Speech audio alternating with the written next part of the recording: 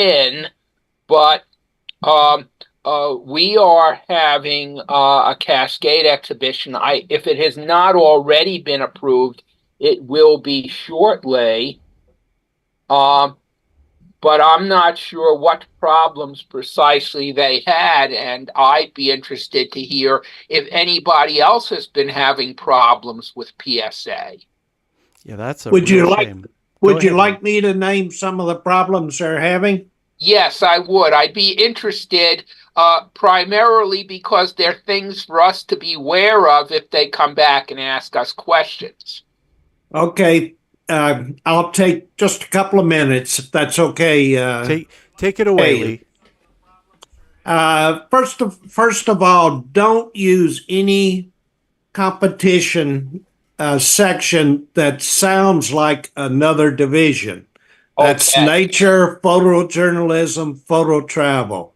If you want those kinds of things, use some other word, living animals or whatever. Hmm.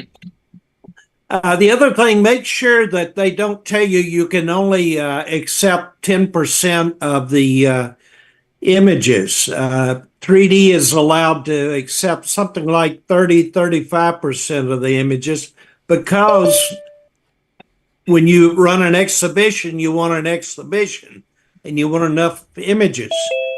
We don't have thousands of entries like some of the big divisions do.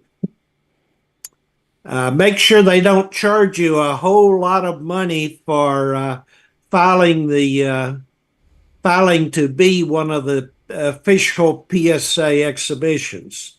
That's also an issue. Okay. So, interestingly enough, what we said was we accept 37 to 43, which is what we've always said in the past. Our target is to be as close as possible to 40%, and we gave ourselves the plus or minus 3% range in order to, because sometimes you have round off errors. And they looked at the 43 and they said that looks like an error. Are you sure you don't mean 45? And which was very strange. And when they ask you these questions, there's no way to really respond to the questions. They want you to update your conditions of entry. So I said, fine, we'll update it to up to 45. We're still only going to have 40, but that way the question. But so yes, we did have some problems with PSA, but we overcame them all. Remember that a lot of these people know very little about 3D. They don't understand it. The ones who are reviewing it and approving it. Sometimes there's some 3D people. Lots of times they're not. Lots of times there are people from other countries, other languages. So you have to be very careful what you say. All right. Thank you, Lee, and thank you, Herb. Let's table this for after the main slideshow. The meeting officially ends at 9, but I no longer have a problem going beyond that. And I think this is an important topic. Following the slideshow, we also have a brief workshop. Melinda has submitted an alternate version of a photo she's going to be exhibiting tonight in our slideshow, and she would like your feedback. So please stick around for that. It'll be a great discussion. Let me share my screen, and let's start tonight's slideshow.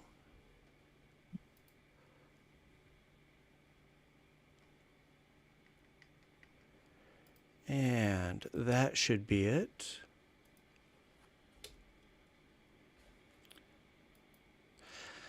And one thing that I want to mention as we're admiring this title slide, I'm going back to the straw poll website for our post slideshow poll. I really wanted the other option to work, but it was just too complicated. I have upgraded it a bit. The link won't change. And if you want to make your selections during the meeting, you can do that. Go to the website on your phone or tablet or computer And at the end of the slideshow, we'll run through it again so everyone has a chance to see and make their selections. That's optional, of course. Our first photo is by Jay, who is not here yet. So let's move on to one by me, and I'll talk a little bit more. And the title of this is, let me pull up my notes here. This is Visiting Sacramento City Cemetery, which is a big cemetery. And I was there with a friend specifically to see the grave marker of Alfred A. Hart, who was a stereo photographer. He was a contemporary of Andrew J. Russell, whose photos we restored. Both of these men photographed the construction of the Transcontinental Railroad, just different railroads. Alfred A. Hart shot the Central Pacific, and Russell worked for the Union Pacific. In any case, his grave marker is shaped like a stereo camera, and it even has a stereo print on it. But this photo that I took there was a little more interesting, so it's the one I'm sharing. And I hope you like it. Thank you. I love the poppies. Yeah, they were really nice and bright. It was a very bright day. And you got a nice dark blue sky too. It's a very nice color contrast. We are very far in front of the window. We are. Yeah, everything is in front of the window. That is an error that I thought I had fixed. But I do like the framing. And you cut the puppies at their peak. They're really drinking it up.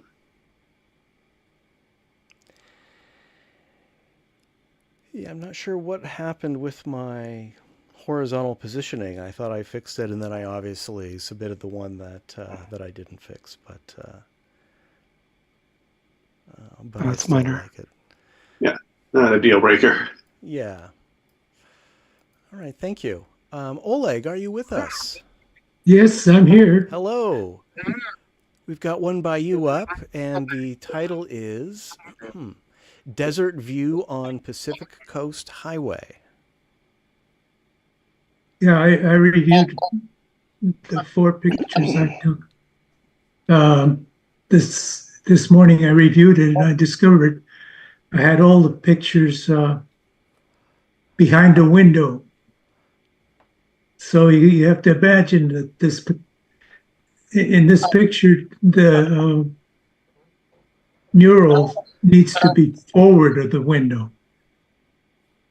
I was going to say, it's funny to see an Oleg where you haven't converted a mural like this. Yeah, I'm puzzled myself. So, what's the story? There's no story here. This is just a straight photograph. Yeah. Yeah, it looks like you're all set up for a conversion. No, no, I wouldn't do it on this one. I like this one because of the resemblance of the mountain in the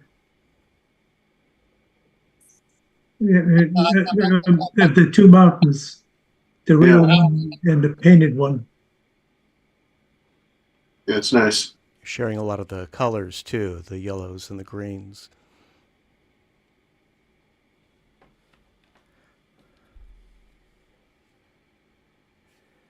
Yeah, really nice. Thank you, Oleg. And Oleg, since Jay hasn't arrived yet, we're going to skip over his and go right back to you with one that is called Entrance to Pacific Park, Santa Monica.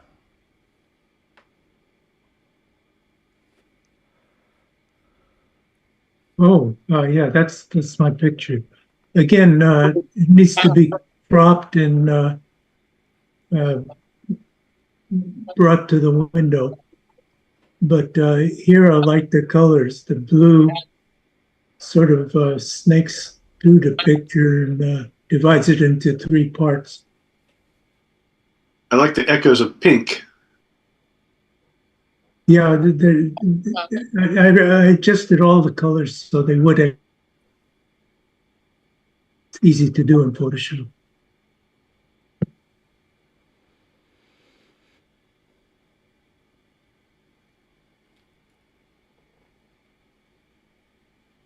Need to put a pink car on that Ferris wheel.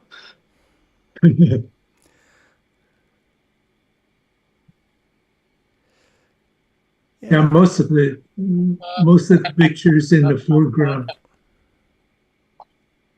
It seems behind the window to me on my TV. Yeah. Yeah, it's supposed to be the window should be at where the first people are. Okay.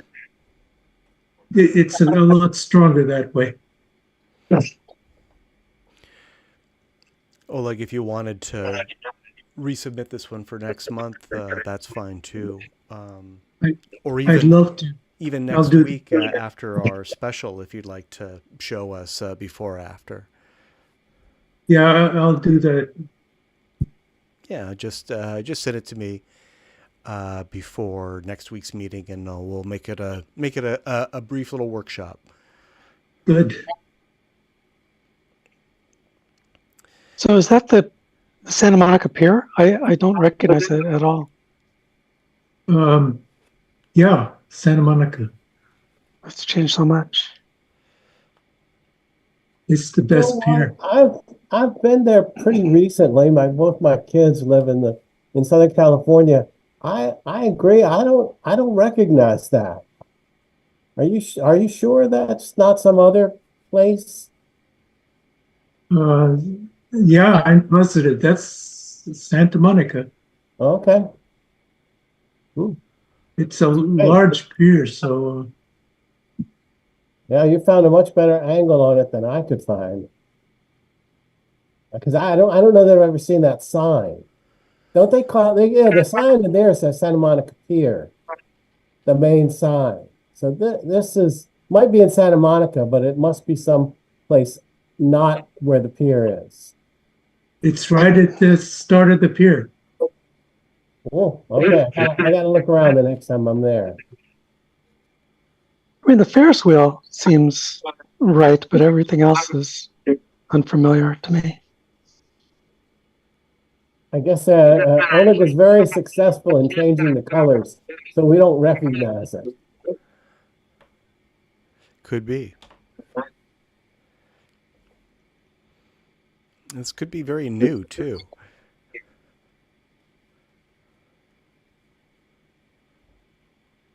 All right, thank you, Oleg. Melinda, you're up next. The title of this is Fatherhood. Yeah, so my neighborhood, again, of course. This was a cha-cha from the other day. Getting some very lovely weather, and yeah, I like how this one turned out. It was about a 1 foot stereo bass, and took a little bit of work to fix all the things that moved, but I think it worked out okay. So it was a What? cha-cha? Cha-cha, yes. Wow. It must have taken a lot of work. Not that much. I mean, the water was relatively still. I still had to touch up some things around the edges, and everything that band across the middle, where all the people, most of the people are, cars moving, and that container ship in the background all had to be cloned, but it wasn't too hard. I like the little the crow on top of the little donut shop. Out there in the middle ground. On the left side on top of that building. Yeah. That's Hello. I think the cat does too. Critter says hi.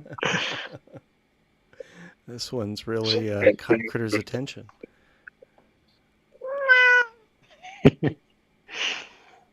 She's doing pretty well. How old is Critter now? She's 18, Wow. and she's been having some serious medical problems. She was pretty close to death, but with the help of a vet, she's doing much better now. Oh, So that's great. we're both very happy that we've got a little extra time together now. Yeah.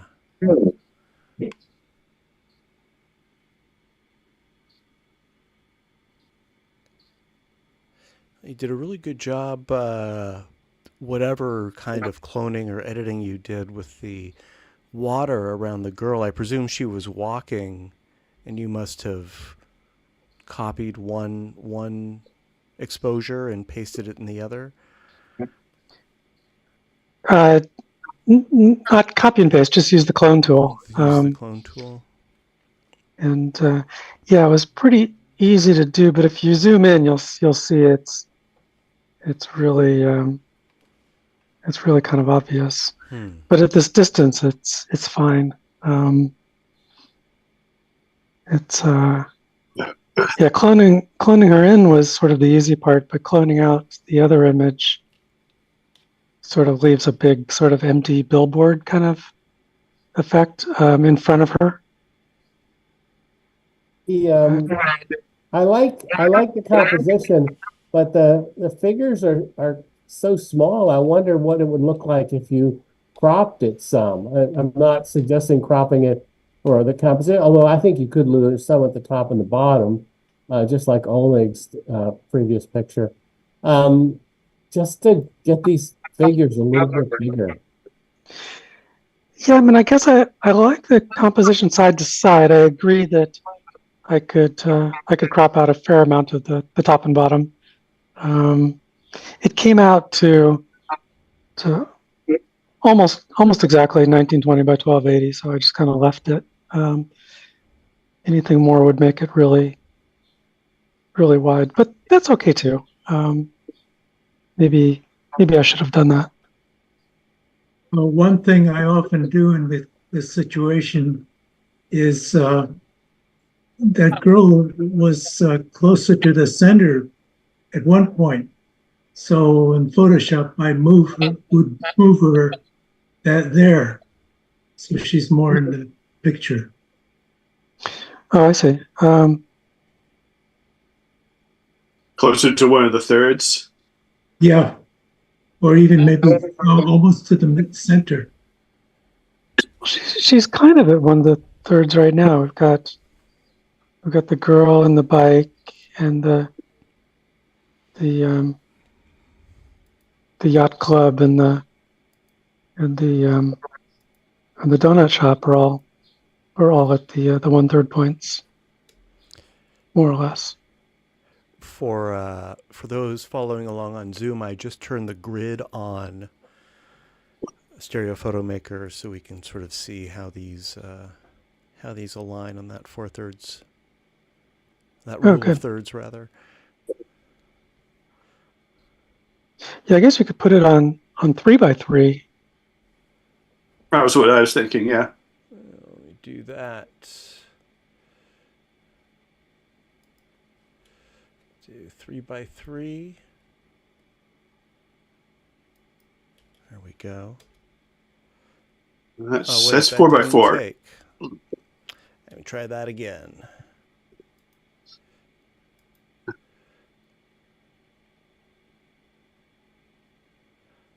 Maybe I need to turn it on and off. Oh, I guess it won't do 3x3, it seems. Well, I don't want to spend a ton of time on that, but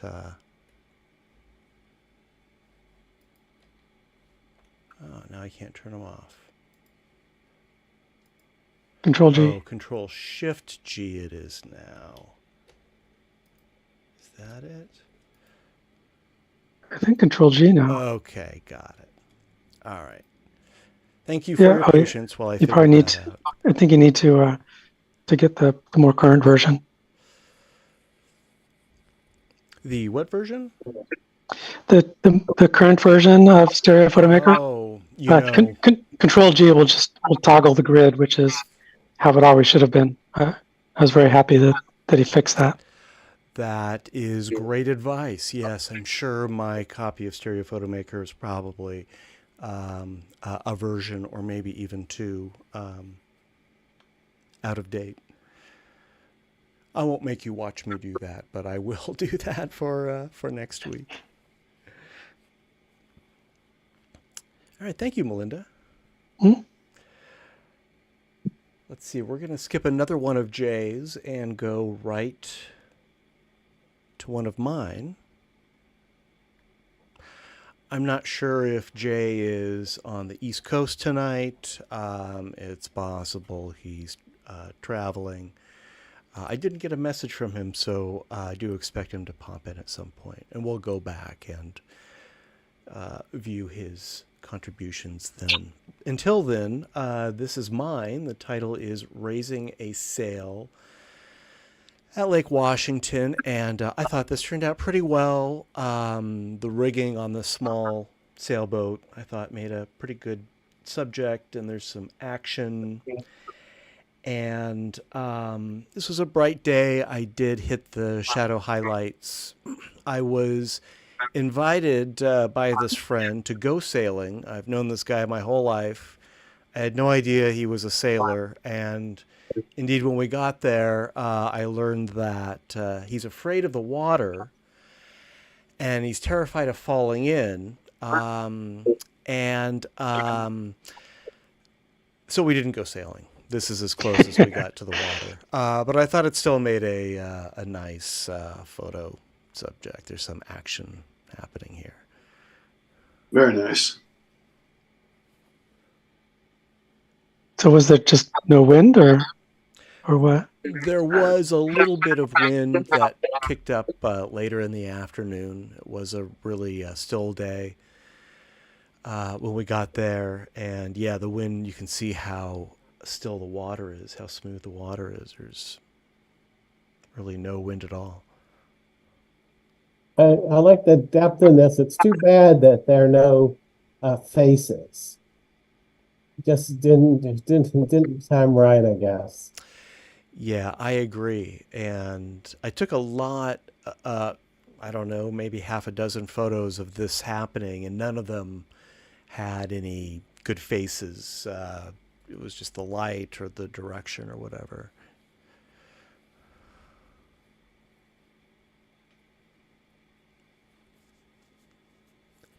Did you do any adjustment, or is this straight out of the box? I did rotate it about 1.5 degrees to level the horizon. And I did hit shadow highlights to make it a little less contrasty. And that was it. Yeah, I took this with my Sony pair, my RX02s, with spacing more or less natural, 65 millimeters or so. Very nice. Thank you. Okay, let's see. Steve, we've got one by you next. The title is Disneyland Parade. Yeah, I guess it's self-explanatory. Pretty colorful. I'm not sure what the shape is at the lower left, but somebody's dress or something. But It looks like a veil or a cape. Yeah, it was coming through the window. So in Stereo PhotoMaker, I tried to push it back to what seemed like plain. So still a lot of depth. I guess I don't remember since a couple of years ago. I must have just run out into the street to get a picture. You weren't participating in the parade? Dressed up as a character? Oh, that'd be a good picture. It's me in one of those costumes. What's that in the far background? Space Mountain. Oh, wow.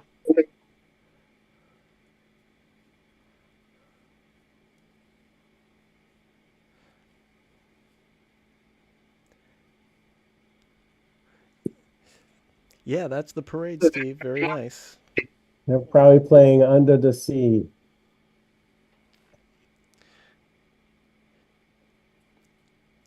Did the Disneyland police pull you out of the way, or were you able to get away with this shot scot-free? I have no recollection of it. I think I ran out, took a picture, and ran back. And I probably saw somebody else do it. And I said, okay, if they can do it, I can do it. You know, they want to keep their customers happy, so you can do minor infractions. I wonder if you could crop the crowd, the spectators, out of the right side of the image. I wonder if the photo would be balanced that way. Yeah, it'd probably work. They're kind of in shadow. They don't really add a lot. Well, they're in shadow, so they don't take away a lot either. That's Yeah. true. But you can cut it right at the curb. Let's see what happens. I guess you could take out some of the other side too.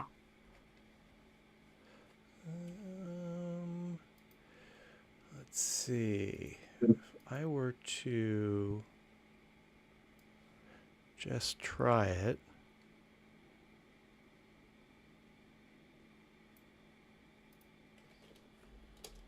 Yeah, it seems to focus more on the first person.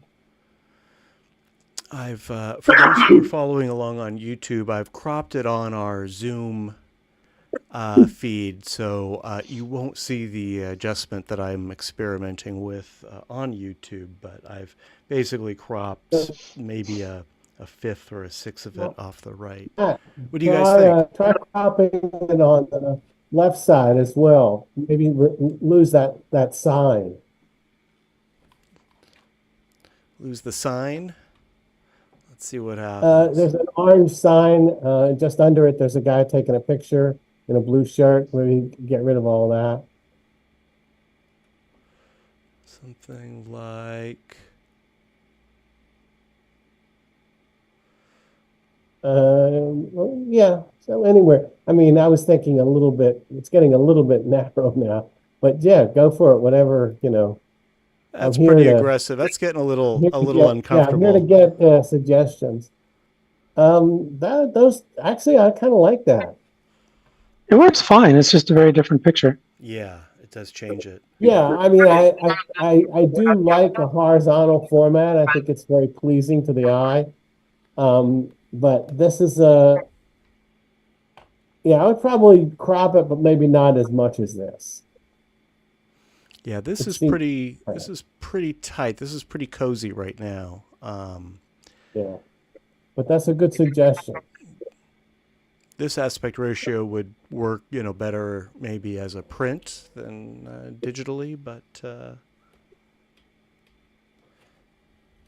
anyway, thank you, Steve, for letting me mangle your Disney. The title, your Disneyland Parade stereo photo. Yeah, of course, that's a W3.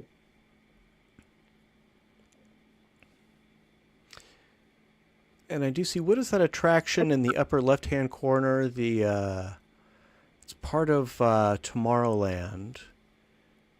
I see one of the cars. Oh, no, the rocket cars. I forget what it's exactly called. Rocket cars, yeah. Yeah, those are rocket ships. They spin around and you can control it going up and down. You have a lever and it spins around. Same mechanism as the Dumbo ride. Yeah, just like the Dumbo ride. I prefer the Dumbo ride being, it's an animated character. All right. Well, thank you very much, Steve. Thanks for all the suggestions. Jack, you're up next. this is coming up. There we go. This is, I guess, technically this is a conversion, although, Jack, I think you did this by hand in Photoshop. Yeah. And the title is Stuck in Cave. Give us the story and tell us when this was taken. Yeah, this is quite a story. I took this original picture 70 years ago. I was 14 or 15 years old, and I think I took this shot right here to document where I almost died. This is in Cuna Caves. It's about 30 miles west of Boise, but it's not in the Boise Valley. It's in the lava fields desert of the Snake River. And Cuna Caves itself is a big cave. You go down, I don't know, 100 feet on a big long ladder, and it goes in two directions forever. But there are a lot of small lava tubes take off from it. And we'd been described this one lava tube that says if you go in there, it's pretty tight, but if you go in about 20, 30 feet, why, it opens up again, and there's a great big cavern that's really beautiful, so that sounded good to us. So we decided we found it based on how they described it. And we didn't have any trouble going in. We got in, and I think I probably took some pictures there, although I couldn't find them now. But this is coming back down. The spot where my buddy there, Harold, is where I got stuck. And the tube itself wasn't much bigger than my body. And you can see there was a rough, sort of a gravel-like base to it, and quite a downslope there. As I'm coming down, I'm starting to push the gravel underneath me, and it piles up, and pretty soon I find myself in a spot where my stomach was pressed against the gravel, my back was pressed against the top, and I could hardly even move my hands around to the side. I eventually I got my hands underneath my belly and started pushing the rocks forward, and it probably took me maybe 10 minutes or more. Of course, it seemed like a lot longer than that. Anyway, this picture, when I got out, I turned back, and Harold had a big smile on his face because he was skinnier than me, and he wasn't having any trouble coming through. And the reason he was smiling is the first time in some time he realized that he was going to live after all. There was nobody else on Earth that knew where the two of us were except Harold, and he was stuck behind me with no way to get out if I couldn't get out. So anyway, I just took that image, and first of all, I colored it in Photoshop, and then made an effort to just made a pair out of it, and tried to bring the walls back into a three-dimensional effect in Photoshop. It's the technical that precision of it is pretty bad, of course, but this may be one of my favorite images of all time because it's a kind of image that tells a story. It signifies it's an era and a part of time that was important, and it shows emotion and everything. And so anyway, I had a lot of fun with it. May I tell a similar story? Sure. Yeah, go for it. I've done some caving in the past, in my 20s mostly, and there's some nice caves in Santa Cruz if you're able to find out where they were. Cavers keep them pretty secret, but we ran into some folks that knew of some good ones, and I had a lot of fun exploring them. And there was one cave called Vanished River that we explored a lot, and it was it's limestone and pretty horizontal and relatively easy with some tight spots, but it had a passage that we had heard of that was called the cheese grater, and it was called that because it's sort of like the geometry of a cheese grater. It's vertical, and it's a different exit to the cave. And if you climb up between these two very rough, closely spaced walls, you can get up and out and into the alternate exit. But we knew that it was a really difficult passage, and we never really kind of wanted to try it until one day one of our passionate friends said, let's do it. And I wasn't really interested in doing it, but he was like, well, let's just go a little ways in just to have a look at it. But of course, once we agreed to that, then we kind of ended up going the whole way. And it was kind of miserable. And then we got to this spot in particular where you had to go up between these two walls. And it was kind of a lot of work. There were 4 of us, and there was this one woman.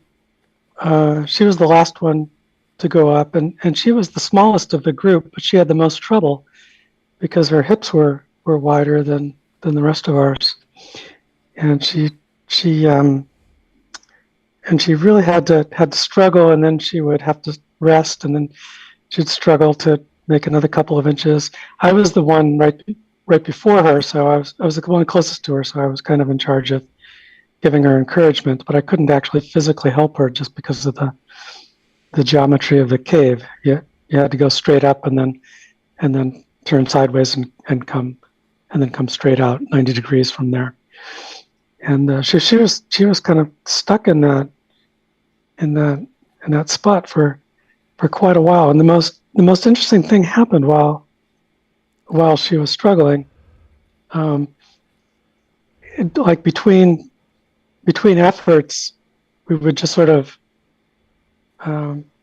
just be quiet. She would just be breathing quietly, catching her breath, and I would just be listening to the silence. And then I started noticing a kind of a background noise. It sounded like a pile driver, maybe miles and miles away. Just a dull kind of thud thud thud thud thud.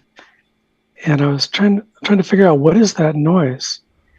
And eventually, I figured it out. It was the woman's heartbeat. Wow. She was about 6 feet away, sort of like in this picture, about that far away.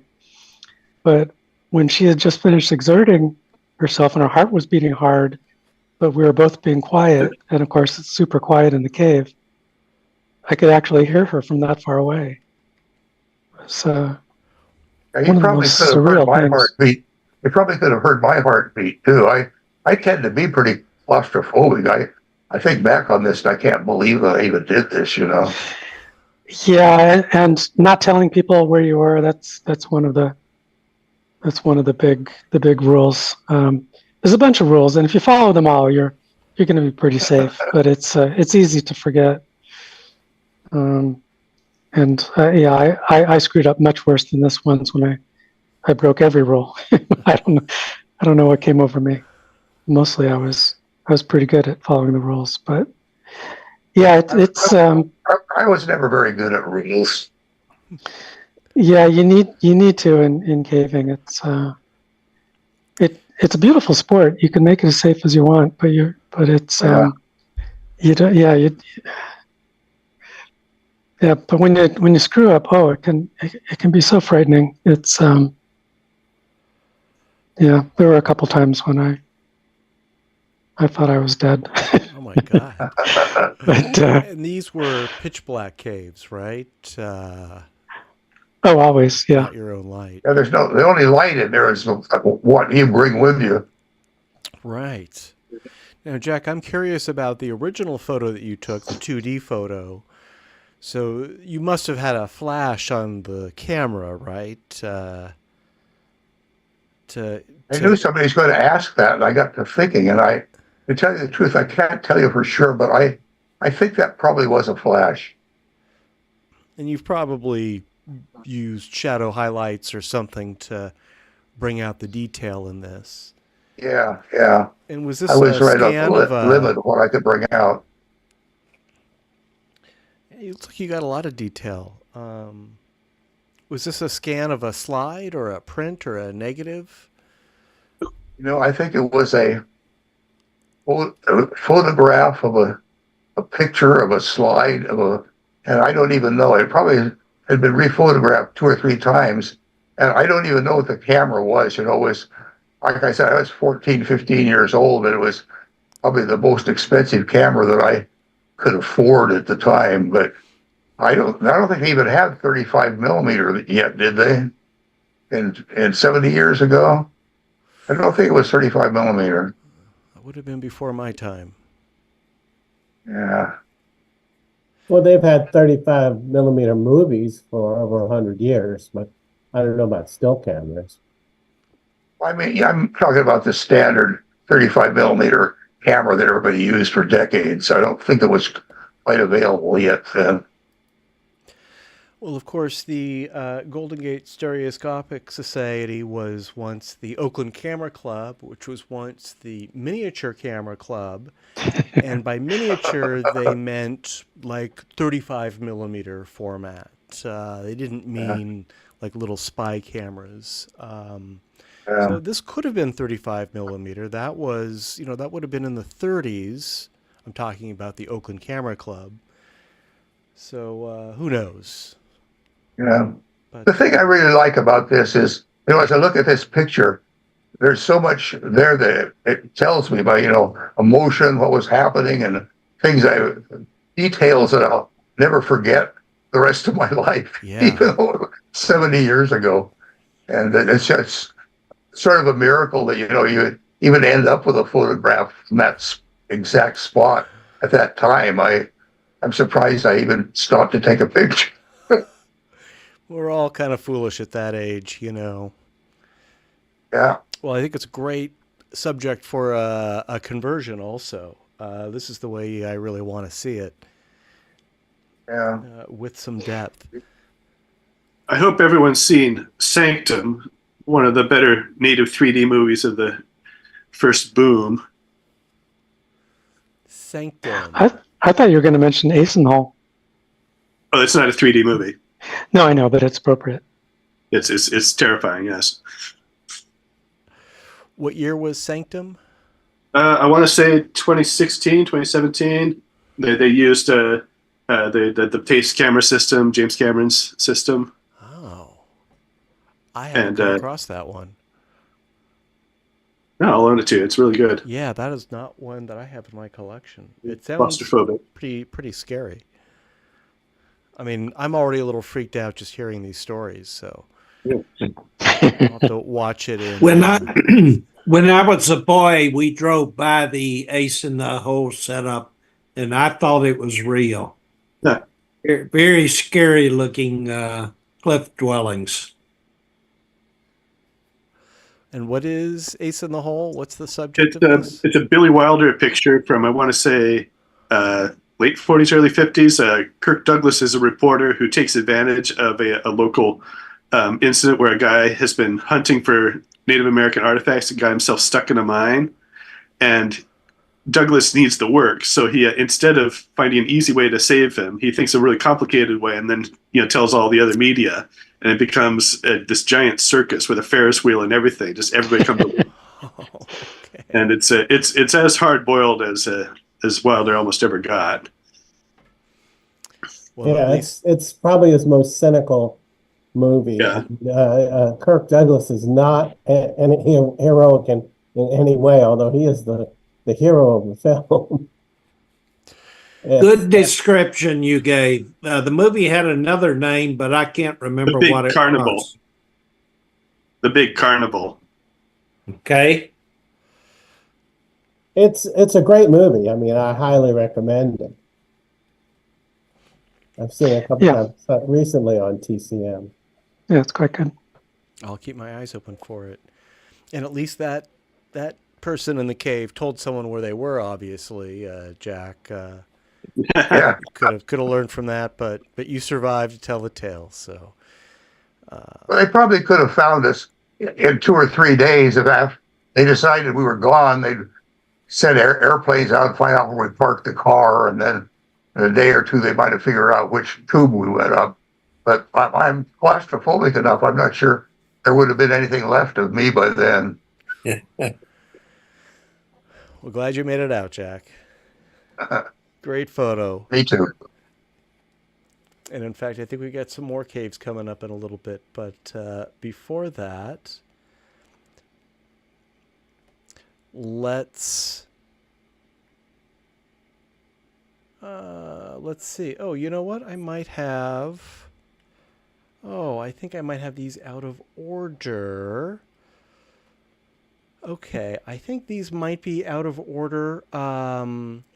If you've downloaded the files, let me see. Oh, I know what happened. Okay, never mind. I think we're back on track. I just confused myself there for a moment. We are now looking at one by Oleg, and the title is Welcome to Spring at Hillview Estates. Yeah, Hillview Estates is where my brother lives. This is his next door neighbor had those flowers. And seeing as how the mountains didn't have any wildflowers, I went around the neighborhood here and tried to see what I could find in garden photos. This too is too far back. Needs to be the front should be on the bottom left should be forward of the window.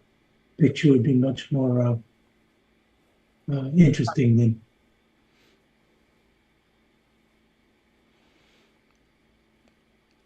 Well, it's a nice stereo composition as it is. With plenty of depth, and you've got a middle ground subject more or less in the center there. That is your that's your theory of stereo composition, isn't it? Yeah, and one thing I often do, and I did it here, is you move side to side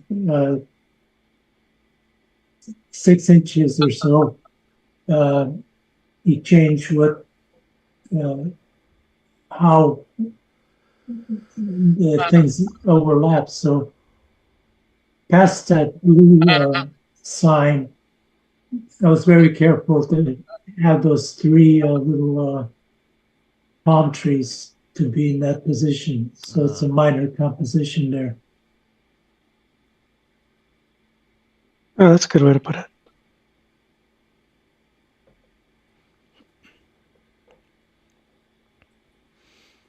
It's kind of a virtual frame. Yeah, I always try to have every sightline end in something interesting. And it contains a vanishing point, which is nice.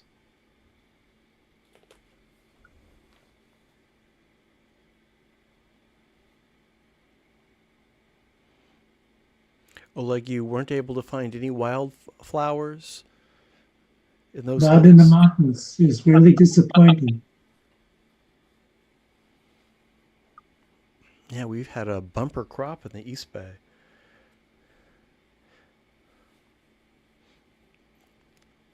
Yeah, I should have stayed in California. I mean, in Northern California. Well, there's some humor, irony in this photo in that there are flowers. They're certainly not wild. They're very contained.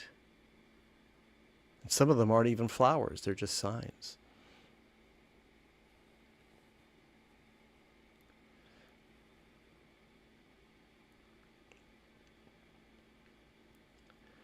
All right. Well, I think this one works. Thanks, Oleg.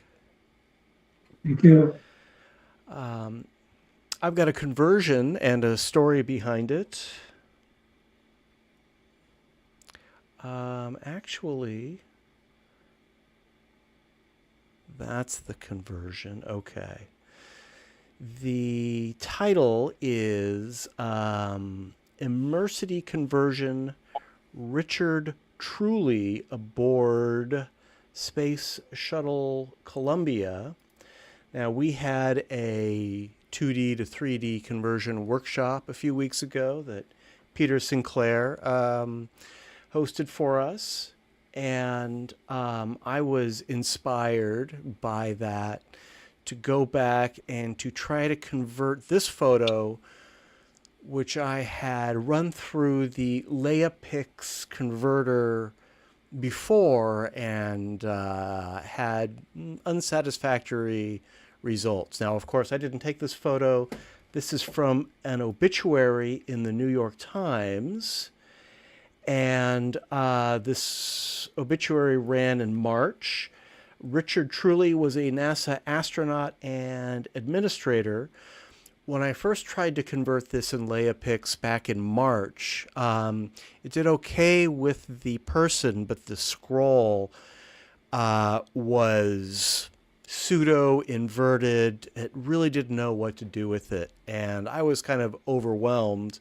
Put it aside. After our workshop, after learning about depth maps, I thought, okay, now I know how to fix that. So I went back to LeiaPix and I discovered that LeiaPix has changed their name to Immersity, Immersity. They have a new conversion AI. And the website also just generally has a better interface. It's more clear where to export as side by side and all that. Anyway, it did a much better job. And I was so impressed with the results, I didn't make any corrections at all. And there are some errors in this, but I just kind of wanted to show it off, especially after that workshop, just to show how much has changed in just a few weeks. This technology is advancing rapidly, and it's getting better and better. And that's all I have to say. Yeah, looks great. Yeah, this is a great subject, especially the scroll. I love that kind of stuff. I'm really confused about the scroll at the bottom. It's clearly in front because it covers his arm, but then I look at, where it rolls around, and it's just a weird perspective. It is, yeah. It sort of looks like the scroll gets a little wider at the bottom, the way it rendered it. Yeah, I wonder if it like twists towards you. It's weird. I mean, it looks wrong even if you look at a flat image. Yeah, it's curling back toward us, the tail end, I think. Yeah, the crease just looks kind of weird. It's behaving Yeah, oddly in zero G. It doesn't even look like the front of the paper and the back of the paper line up. But I guess it does. Maybe the 3D is not quite reflecting that correctly. Yeah, I think it made a small mistake. Yeah, but on balance, it's great. The edge of that paper, the one that you can see the writing on, needs to be farther back. But then the bottom of the paper is probably about in the right place. Yeah, the conversion, it was really interesting, I thought, how it positioned. It knew to put the that scroll where it meets the frame. It knew to put that right at the window.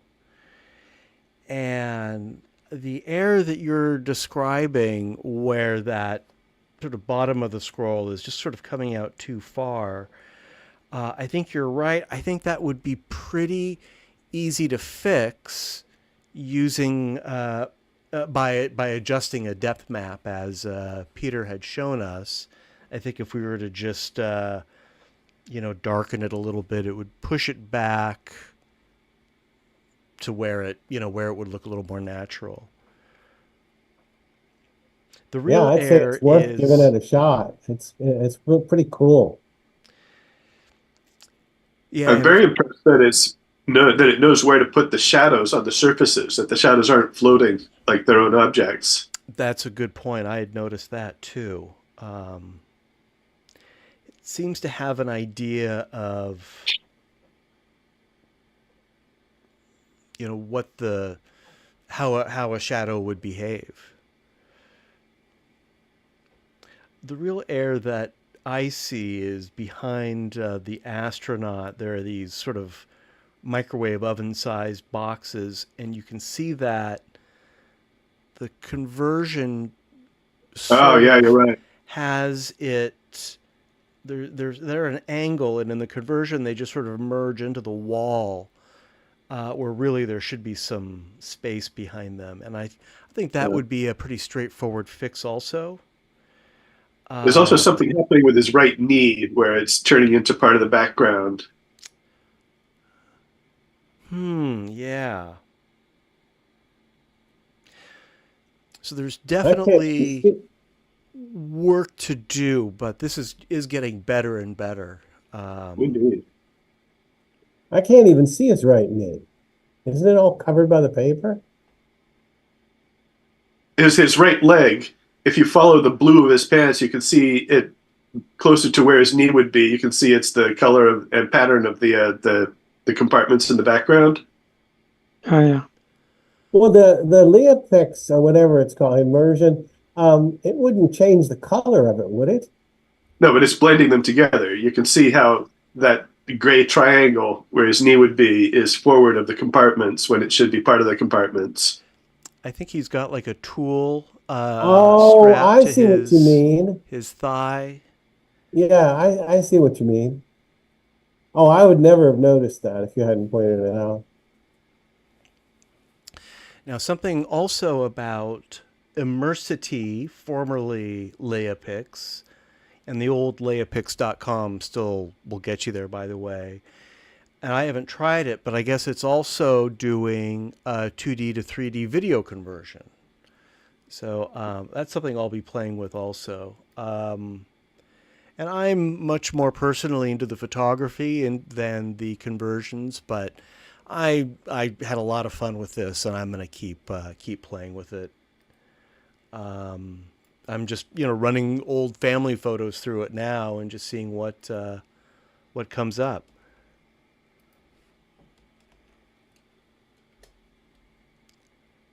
And I'm going to put it's immersity.ai is the new website, but the old website will still get you there. And I just put that in the chat for anyone who's interested, who wants to play around with this themselves. And I encourage you to give it a try. There is a free version, which is watermarked. I paid, 15, 20 cents for this conversion. So it's a bargain. It's definitely worth it.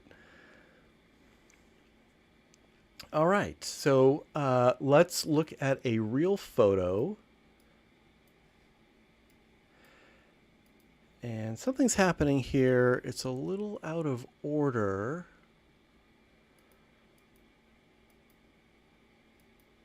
This is, we're looking at one by Melinda now. It'll be popping up on YouTube in just a few moments. And the title is Rhythmic Dance. Yeah, there's just this some kind of event in the Presidio, and I was walking through, and took a couple of snaps of these dancers and drummers. Don't really have anything to say about it though. Did you use the hydrogen on this? Yes. Yeah, because it's a little shallow. Yeah, and I zoomed in a bit. I mean, how close was I? I was probably within like 6 or 8 feet of this woman, and then by zooming in, I got more depth, I thought. But looking now at the adjustment view, I guess there's not very much depth. Normally, when you zoom in, you get less depth. thing. Sorry? Normally, when you zoom in, you get less depth. I seem to get more overall depth when I zoom in. That's just been my experience, but I guess Well, maybe not in this case. Theoretically, if you're going to cover the same area, in order to get that area, you'd have to be closer. So if you went back and zoomed in, there's automatically, because you know, it's like a tracking shot in the movies. You can see the foreground moving faster. I mean, it's like Walt Disney's multiplane camera. So getting closer to something is going to give you more depth than getting back and then, or you know, Hitchcock's Vertigo stairwell. Yeah, perhaps. I hadn't really thought about it. But now that I look closely, I get so close to her. I would be nervous getting that close to somebody. Fear of bothering them. right, and that's another reason why I zoomed in. I wanted to be closer, but I didn't want to put myself into the situation. How much did you crop off of the original? Like 2%? Probably 5%? half. Yeah, probably cropped away half. Yeah. If you wanted to do an edit, you might just have that right hand come forward a bit. I did try to put the hand through the window, or to put it another way, I think I set the stereo window right at around her glasses. So yeah, it looks about right. Yeah, it's on her head. But But so it's she also probably, seriously, it's also converged on her hand. yeah. There's just not a lot of depth. Now that I'm looking with the easy adjustment window, I can see there's But you just say very you little depth. adjusted the hand? What about the hand? You said you adjusted the hand? I tried to put the hand as forward as possible without putting her body in the intersecting the window frame, but I didn't look to see where it ended up. But yeah, it's probably why I'm not excited about the image. It really is just lacking depth. I think all you need to do is push that hand forward. Yeah, then her hip would intersect the bottom of the window. From the elbow, just pivot, squeeze one of the eyes of the arm from the elbow to the fingertip. Yeah, I mean, try and edit it if you like.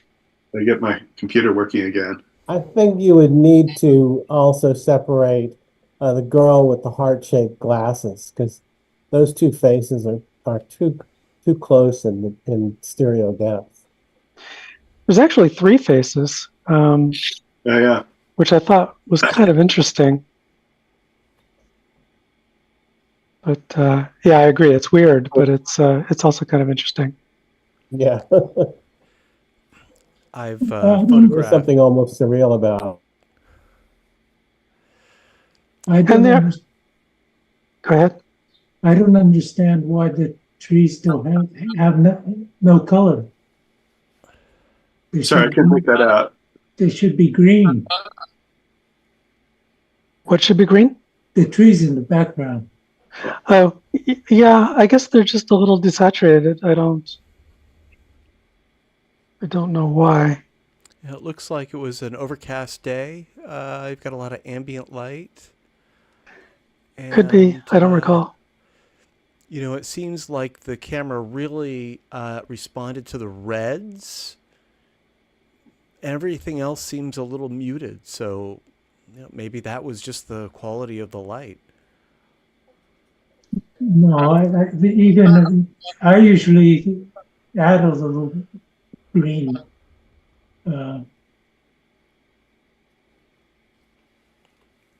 I'm sure you could It saturate them a little bit natural. more.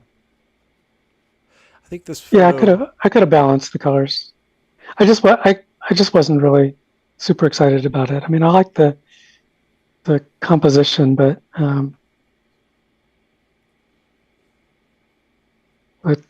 yeah, too many flaws, I guess. Yeah, this photo also shows, unless they're professionals, how hard it is to shoot people who are dancing any sort of like a synchronized exercise like this. It just shows how out of step people really are, and you don't really see it until you take a still photo of it.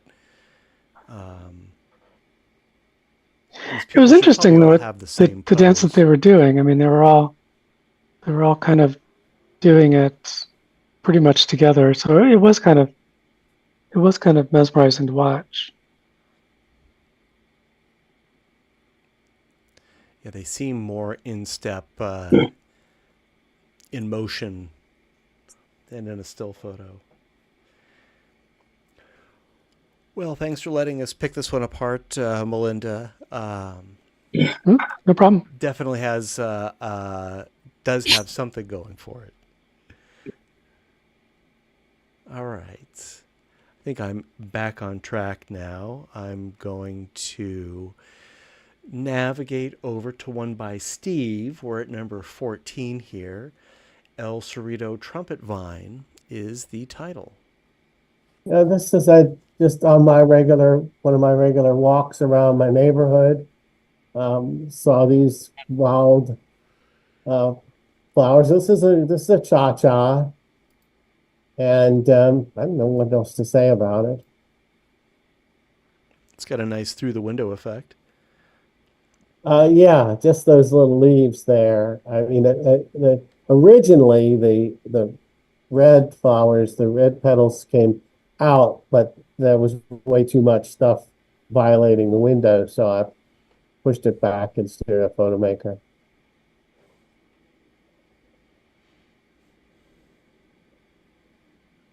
Yeah, pretty nice light too. It's a bright light, but it's nice that the blossoms are in shadow, not too hot.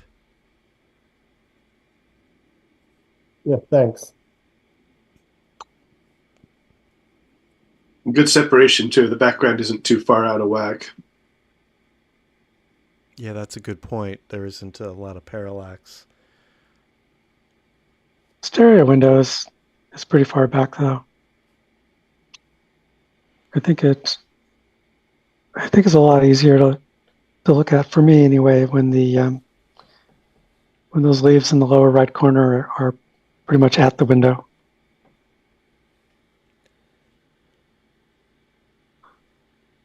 Yeah, well, I was trying to avoid the leaves that get cut off at the bottom of the frame from extending out the window, if I understand what you're saying. Did you consider cropping this one a little more tightly? Like it as is? I don't remember. I'm trying to remember if I did crop it. I think I did crop it a little bit.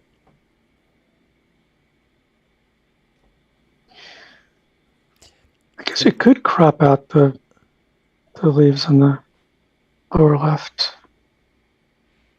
Yeah. Let me try. Probably could. I think they'd still go through the window. See what you can come up with, Melinda. Yeah, the window's pretty far back. I'm gonna say probably don't crop it, just because I have a feeling we're gonna be running late. Did you say this was a cha-cha, Steve? This is a cha-cha, yeah. Well, your spacing's really good. What's that? Your spacing is really good. It's not too hyper. Yeah, it's just a guess. I never remember that I have steroid or whatever that's called. 3D steroid, I think. 3D steroid, yeah. And I just end up using the camera as it is. Of course, there's a lot of features built into the Samsung camera, so I can take advantage of those. But it's really a matter. I just pull out the phone, take a picture. Oh, yeah, I could have. But yeah, I just used the spacing that looks like a ViewMaster picture. I remember those from my childhood.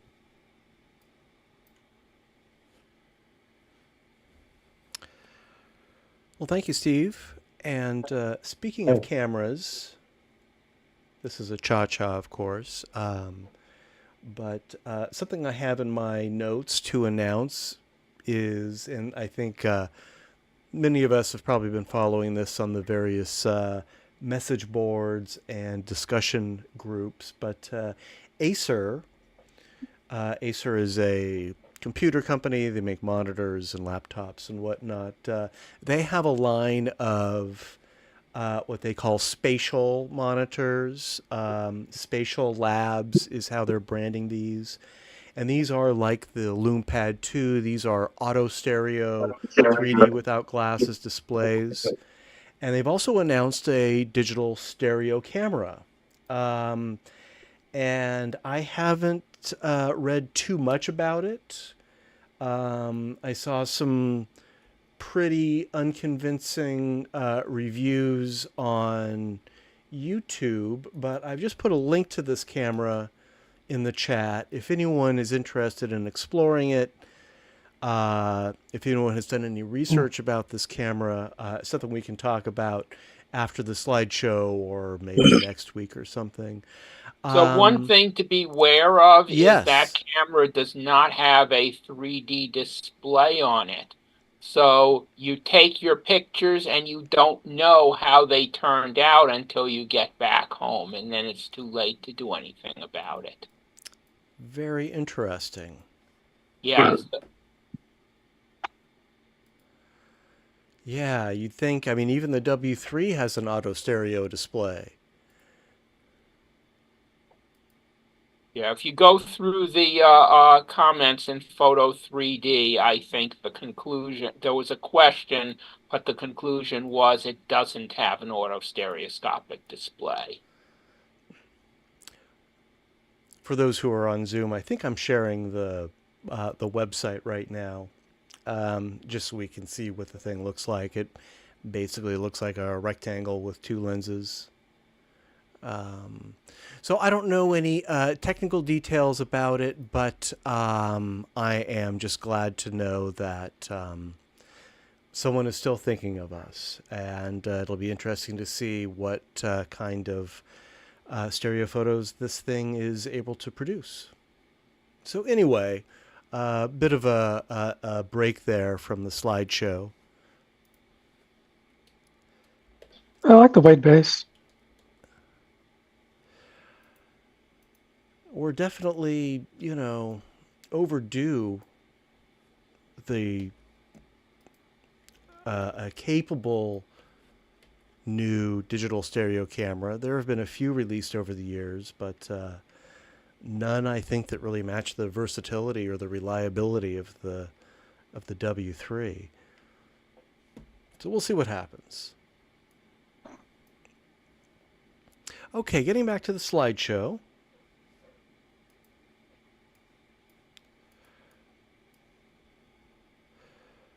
Oh, next is one by me. For those who are watching on Zoom, can you see my screen? Am I sharing the slideshow correctly? Yes, you are. Okay, great. It's another cave. We got a lot of caves tonight, although I don't really have a story behind this one like Melinda or Jack. This is mine. This is a lava tube at Lava Beds National Monument, which is on the California-Oregon border in Modoc County. I have been exploring and photographing these caves in stereo for about 15 years now. This is my fourth trip up here. I have family in the area also, and some of you have seen my cave, or rather lava tube photography. These are developed caves. It's unlikely you're going to get buried or lost or anything. You can be in the pitch black for an hour, and then like a family will come walking through. So I took a lot of these photos. I'm working on a whole album. This one I wanted to share. I wanted to point out a couple technical things. In the past, I've used external flashes to illuminate my cave scenes. And I took my Sony RX02s, my little tiny cameras, on this trip. And while setting up, I realized that you can't sync a flash to them. There's just no way to do it. But they are extremely light sensitive. So I took this on a tripod.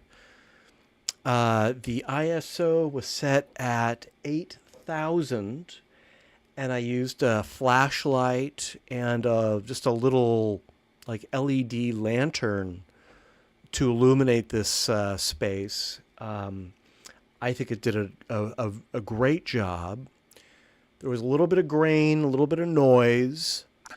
Photoshop Creative Cloud in the Camera Raw filter has a new AI-based noise reduction tool that just did wonders. There have always been these noise reduction tools in Photoshop, but they kind of make the photo really soft. So, an interesting question about that, because Yeah. there's a whole bunch of confusion. Would using an AI noise reduction tool count as an AI generated photo in a competition? Good question. If you were to compare the two side by side, this version and then the version that I didn't run the filter through, I think the original version would be more than okay. So I would argue that the AI noise filter was probably unnecessary. The version that had the noise had, some texture to it, some grain, not really objectionable. But really, especially with Photoshop, every tool seems to be getting AI enhancement. So is it even going to be possible to edit a photo without some AI touching it in one way or another? I don't know. I mean, we've had content-aware fill forever, and I don't know if that counts. We never called it AI.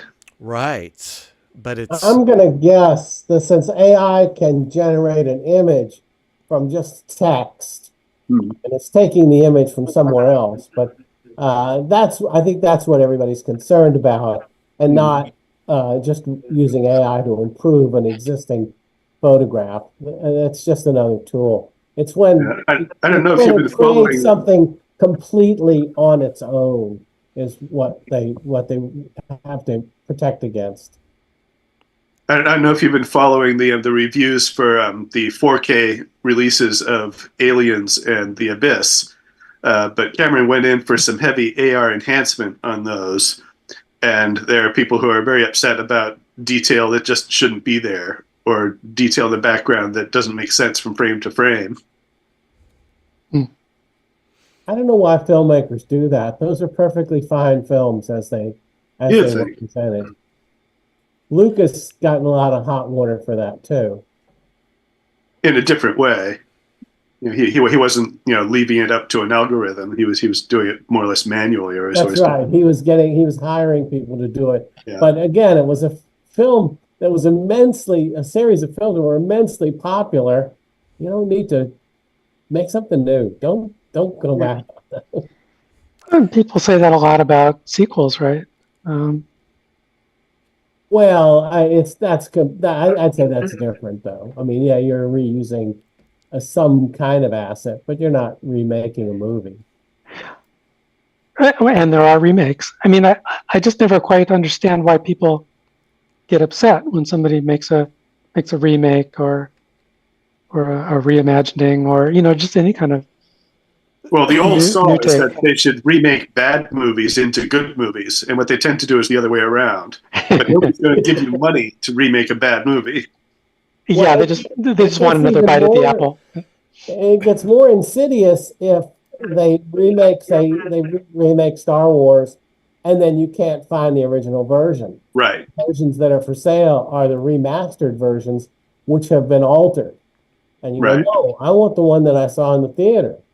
I want to I get want to the know I'm not going memories crazy. back. I know how I remembered it.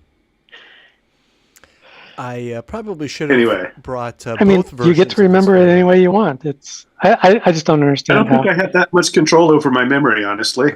If that were the case, then no one would ever buy a DVD.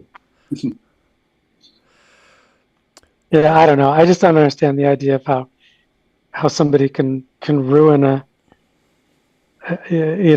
work of art that's already existing. It's just it's still there. It hasn't changed. Yeah, But Steven Spielberg in the ruined case E.T. of these movies, they don't exist. You can't get a 4K scan of the unprocessed version of these movies. Yeah. I mean, you could have at one point. How And would maybe you you missed your feel? chance. No, You no, could- you never could. How Really? would you Okay. feel if This was Picasso- always a standard def letterbox DVD. It was never even anamorphic. Yeah. Well, It could be a bad business decision by the see. studio. We'll see. I just yeah. Matt, back to the subject. yes. Do any of these lava tubes have ice? Some of them do, yes. I visited one this trip with ice, although I didn't photograph it. The ice is now behind bars to restore it. On a trip in 2018, I got a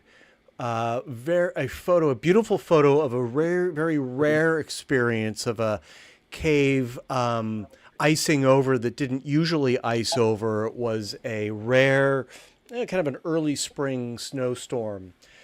So yes, there are pools and ice patches in some of these. I am working on an album. I'm going to publish a book, kind of a vanity project, At this point, I've actually visited and photographed in stereo all of the developed lava tubes at Lava Beds National Monument. And in that, I will be putting some of these frozen caves. So I'll send you a copy when that's done.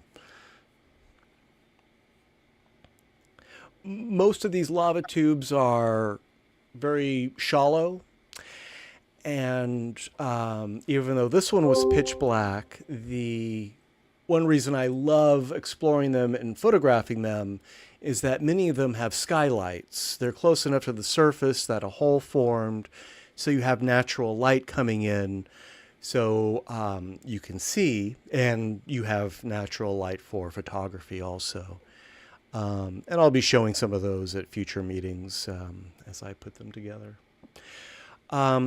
Speaking of another photo of mine, the conversion, Mike Schoenborn has a message in the chat regarding the right knee, that conversion error. It is, in fact, it's a gray metal box strapped to his leg, and there's a link that he posted in the chat that has a better view of exactly what it is. And you can see, yes, it should be separated from that that background, that wall, or that door, or whatever it is. Although the conversion sort of blends it in. So yes, thank you for posting that. There's evidence of what it really is, and this is a case where we can have a better idea looking at the 2D version of what's supposed to be happening than the 3D version that was converted. Nice. So not a mistake. Well, it sounds a little more complicated than that, but interesting. Thanks for the photo. And Yes, thank you. Okay. So moving on, I think that's the last cave we have tonight. Steve, we have one by you coming up next. And the title is Point Isabel Park. Yeah, this is right behind Costco. Is there some problem where the separation, the border between the two pictures? There is, yeah, I do see that.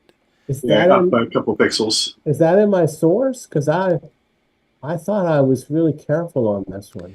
Yeah, it looks like a few pixels from the left image bled over to the right. Huh. I wonder if I sent you the wrong version. It's not a terrible flaw. I don't find it distracting on my loom pad 2 myself, and otherwise it seems it's comfortable to view. Yeah, my wife and I were just shopping at Costco, and I said, "Oh, the sunset's pretty nice," and we went, and it was probably the only Costco that's on the water. And so all I had was my Samsung, so I took a Cha-Cha, and then I, went into Affinity and skewed the water, and I adjusted the windsock, and also lightened up the rocks. Is that a squirrel by the windsock? Say what? Is that a squirrel by the windsock? I don't know. Something moved. Yeah. Oh yeah, I missed something. Oh, Something sticking up in the left eye that isn't there in the right eye. Yeah. It's I think it was probably it's probably not something moving, but me just making a mistake in cutting out. Because in order to make the water, because the water, you can see it was pretty choppy, and the water was moving quite a bit. And so I just took one and then skewed it to give it some depth. And so I had to cut out around the rocks. And I think, yeah, it looks like I made some mistakes there. Yeah, it looks like you put it on top of the rocks on one side. Yeah. But it's good. It's a great stereo effect. Thanks. yeah, that windsock really helps.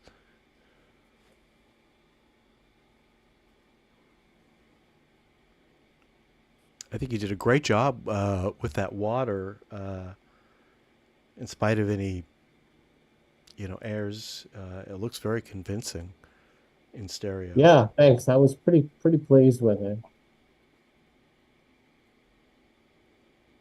I guess I'll have to go back in this one to fix where the left and right meet, and then get rid of the squirrel. I think it's a quick crop and you're good. Well, I don't know if I want to crop it because I kind of like the. We were talking just about the crop third, out so the wind those few sock is stray kind of in pixels. the right place.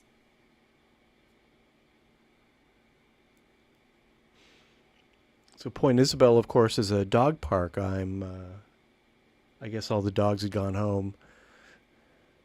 Late in the day we for were the dogs. we were lucky. There weren't a lot of dogs around that day.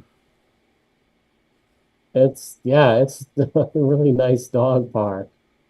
You've never been there. Spent many, many days there with my dog Mojo. All right, thank you, Steve. Thanks for your help.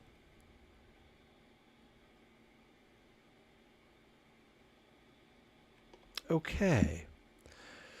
Melinda, we've got one by you next, and this is the one that we will discuss in our workshop after the slideshow. And the title is Bridge Painter. Yeah, so I was here at Baker Beach with some friends who are gonna get married soon. They were sort of scouting out the area, and there's this woman tucked away behind these tree roots. There were actually a number of people doing watercolor, so I think they were part of a class, and she was all bundled up, and I just kind of liked I liked the situation, and it was challenging because the contrast was super high. So in the original image, um, the whole area with the woman is almost completely black. So I had to select everything sort of above the tree roots there, and then so I could increase the saturation in the sky area, and then I could select the inverse and use shadow highlights to bring out the woman and sort of coax a reasonable image out of it. So it was a little challenging, but not too terrible. You nailed it. I mean, Yeah. that's a great angle because it's a beautiful shot of the bridge, and then you can see that she's painting it. You can very clearly see her painting, and to get that in a nice composition, that's a great job. Oh, thank you. Yeah, it looks like she has still to add the bridge, but I'm guessing that'll be the last thing she does here. Yeah, it looks like she's got that coming up because I can see the cliffs and everything. But yeah, this is a really nice one. And plenty of depth of this one. Not so much in Yeah, the I got bridge, it. of I got in pretty course, close but there. She didn't see me at all. yeah, that was that's the distance that's the difference that the distance will make. Yeah.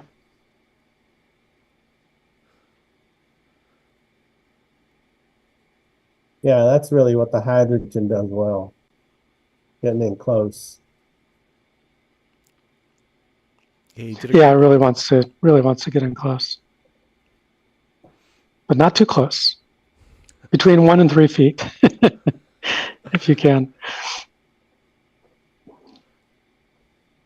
Yeah, you did a great job getting the detail out too. Getting her out of the shadows. Yeah, I mean, I was a little pessimistic at first, just because of just how incredibly dark it was. But having been fooling with shadow highlights for a while now, I thought maybe it could do okay, and indeed it did. But it required making a careful selection between the foreground and background. And it helps that she wasn't entirely in shadow. There's light falling on her paper, on her canvas. There's light falling on the branches in front of her and to the side of her. So there is a lot of there's sort of an interactive light happening also. Right, or maybe I could say there's a fair amount of contrast left, which was by design. It's sort of easy to go too far with boosting the shadows. Since a little bit is good, it's just sort of natural to want to take it further, but then you lose so much contrast. I think it's easy to ruin an image that way too. So I really like the overall composition. I love the hat, but wouldn't work if she was just staring at the bridge. It's the way she's looking down at what she's working on there works really well. No, thanks. Yeah, you don't even see her face at all. I was Yeah. a little disappointed with that, but I mean, what are you going to do? And then in the end, I decided, that's okay. Yeah, I think it works fine in this one.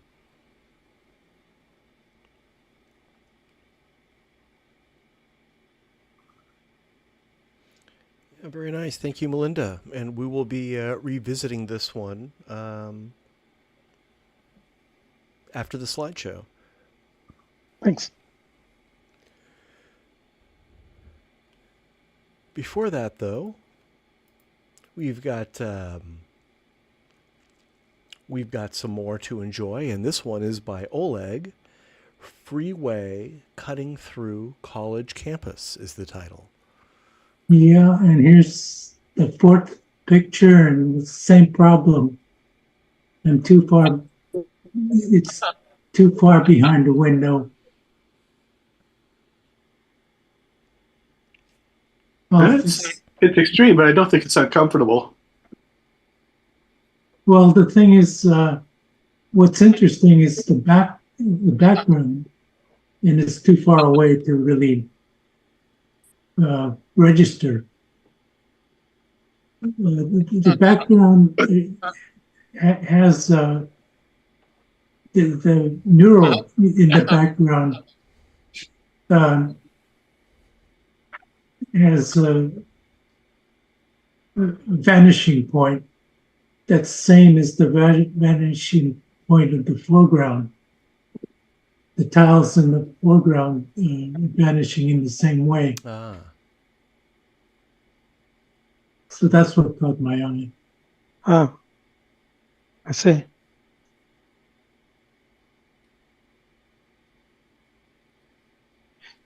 Yeah, the yellow line in the road sort of lines up with the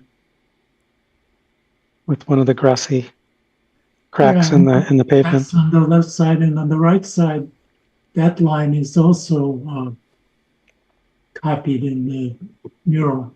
Yeah, yeah.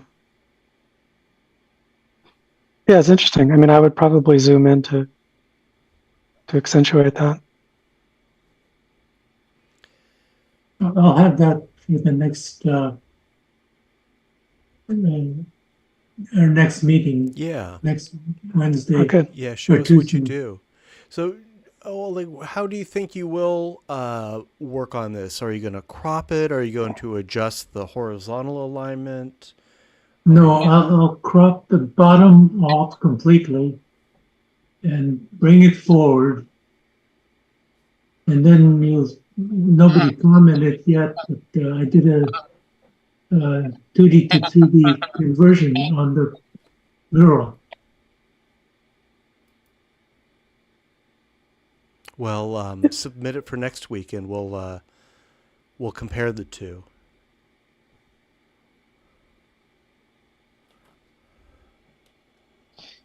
The exposure in each eye of the mural is it's got a pretty big difference. Yeah. The left eye is pretty dark. The left eye looks good. The right eye looks a little washed out. Yeah. Or no, other way around. I'm looking at The this. right eye is darker. Yeah, the darker one looks better. I don't notice that when I'm working on the computer, but when I'm looking at the side by side like I am now, it's obvious. Well, that's what we're here for, Oleg, to point out all the flaws, make them obvious. I mean, I always think all of my photos are perfect. I need you guys to show me where I've gone wrong. Well, Oleg, yeah, submit your revision, and we'll take a look at it next week. Good. After our symmetry slideshow. And we'll get into that in a little bit. But before that, let's take a look at one by Steve. And the title is Wildcat Canyon. So this is also in my neighborhood. I biked up here, Rifle Range Road, and then one of the side streets that overlooks Wildcat Canyon. And this is yet again a cha-cha. And can't remember if I cropped it. I usually crop it in, and line it up in Stereo Photo Maker and match the color from whichever eye looks best from one to the other. I was going to recommend that for Oleg's, although I don't know if it'd work on just a small section. Anyway, that's what that is. It's great exposure. It's a good time of year too. Yeah, I think I used the raw shadow highlight adjustment in Affinity, which is probably not as robust as Photoshop, but it gets the job done. Yeah, you did a great job. I like it a lot. Yeah, nice and green. Yeah. Lots of different shades of green. Yeah, the Samsung they make a pretty good camera.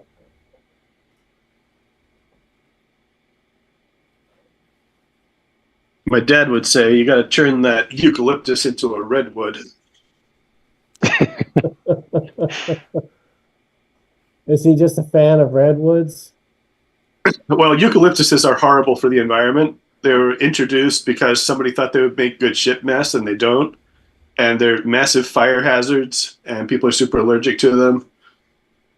So yeah, a lot of them have been coming down in public spaces. Oh wow! Yeah. I'm learning so much.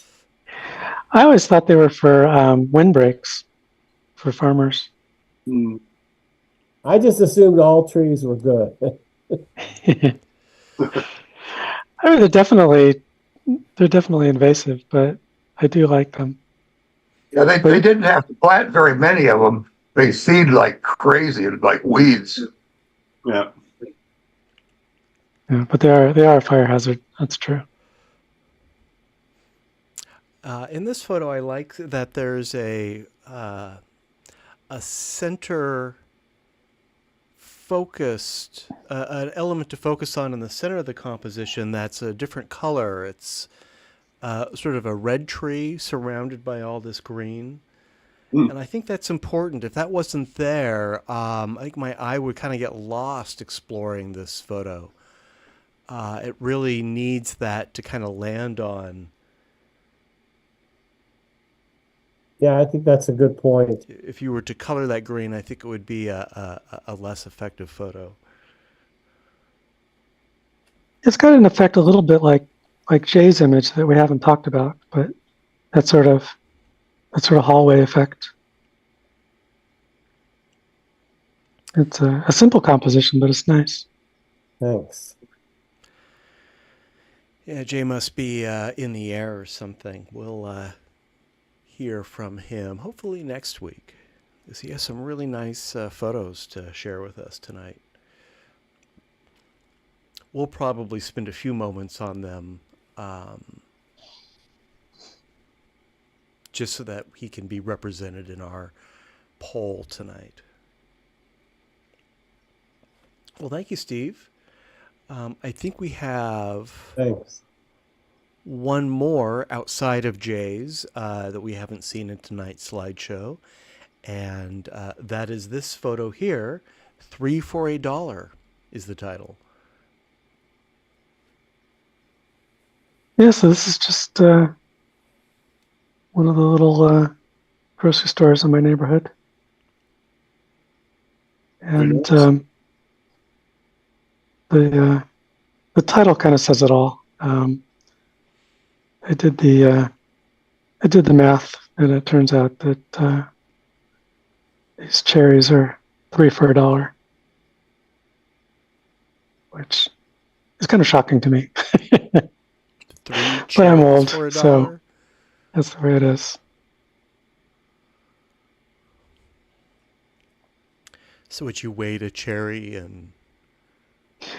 No, I asked ChatGPT what the average cherry weight is. Got it.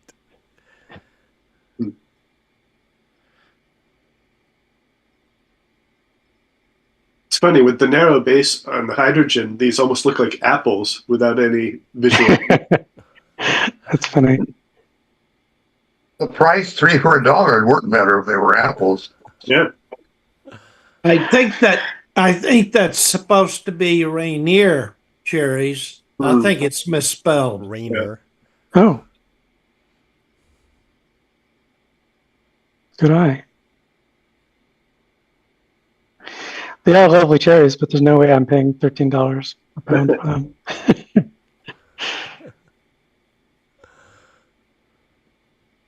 All right. Well, thank you, Melinda. Hmm? And that is our slideshow. Couple things. We will circle back. I want to spend a few minutes with Jay's photos. I'm going to go through the slideshow again, just putting each photo up for 3 or 4 seconds. For those who can and who want to, now is your opportunity to make your selections for your favorite photos from tonight's slideshow. There is a new link, strawpoll.com/GGSS, or you can use this QR code if you want to. You can complete the poll on your phone, on your computer, on your tablet. We were using another polling service called Poll Anywhere, and I was hopeful for that one because it actually integrates directly into Zoom as an app. But it just turned out to be too much to manage. So if you did install that Poll Anywhere app, thank you. We're not going to use it for now. You can uninstall it or you can keep it. Maybe we'll end up using it later. But I will go back and run through the slideshow so we can each, and I'll announce the titles also so we can refresh our memories. Spend a few moments on Jay's just because we didn't really spend a lot of time on his. And then we'll spend a minute or two for those who can participate in the poll. So let me get things set up here.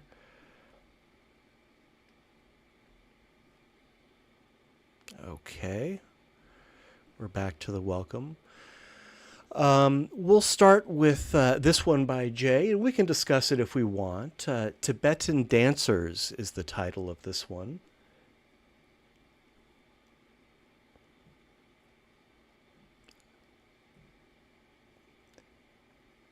Oh, there it is. Okay. Did you have something you wanted to say about that? No. It's just I was seeing the Anaglyph version, but then it became side by side. Okay, next by me, Matt, is Visiting Sacramento City Cemetery.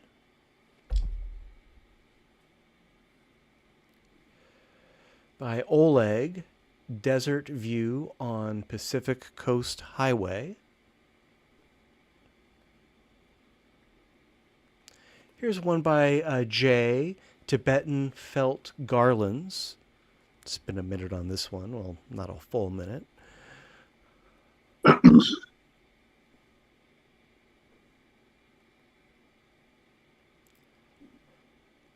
Next, we have one by Oleg, Entrance to Pacific Park, Santa Monica.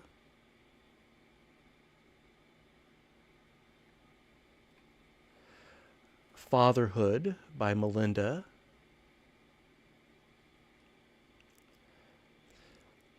Next is one by Jay that we didn't discuss. Cypress is the title.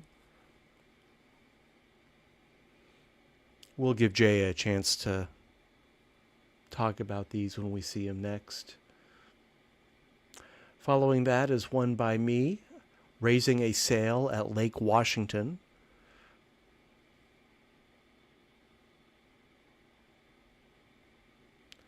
From Steve, Disneyland Parade.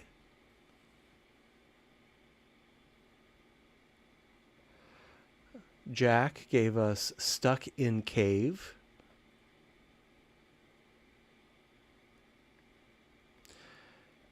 I'm going to skip these for now. I'll explain that next. The next one in our slideshow is by Oleg, Welcome to Spring at Hillview Estates.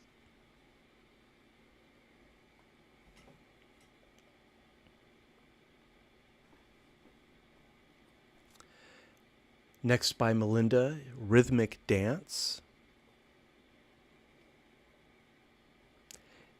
If you're watching on YouTube, we'll be catching up in a few moments. By Matt, a conversion, Immersity conversion, Richard Truly aboard the Space Shuttle Columbia.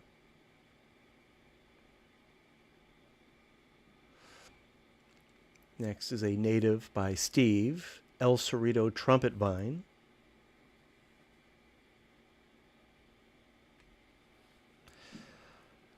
From me, Matt, Upper Sentinel Lava Tube, Lava Beds National Park.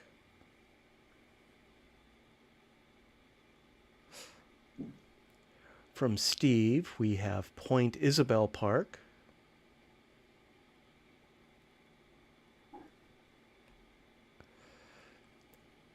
Bridge Painter by Melinda.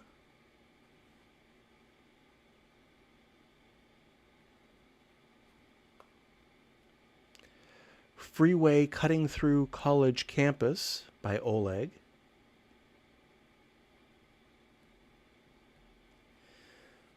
Wildcat Canyon by Steve.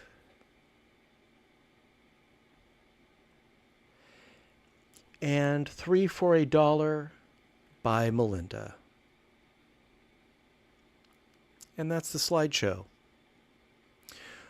So let's take a minute or two for those who are participating to go to the poll, select your top 3. Again, this isn't about winners or losers, but we are curious whose are the favorites. And when everyone is done, I'll show the results. Let's spend a few minutes doing this.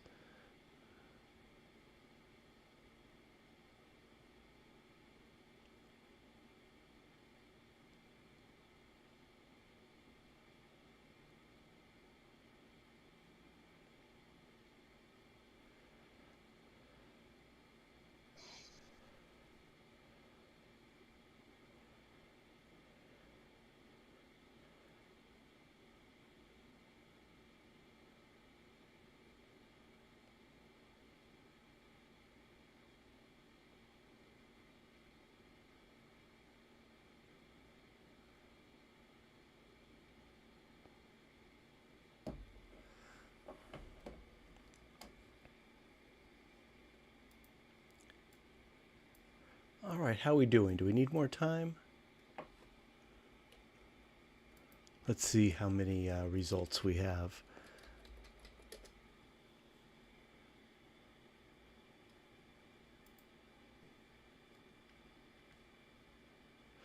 All right, I'm going to wait 30 more seconds or so before sharing the results.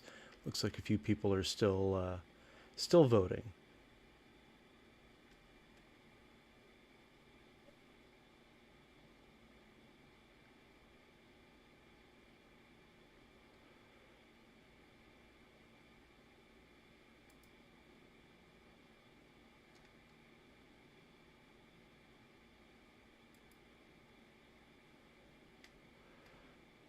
Okay, does anyone need more time? Let's take a look at our results.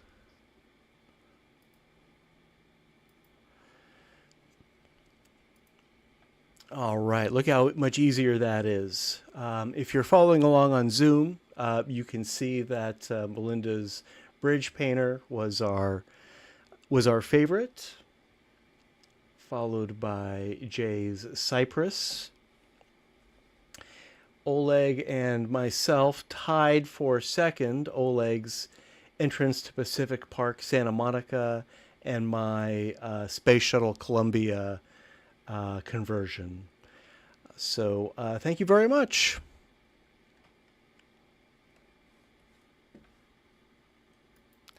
Now, we're not done yet. We have And let me just set this up. An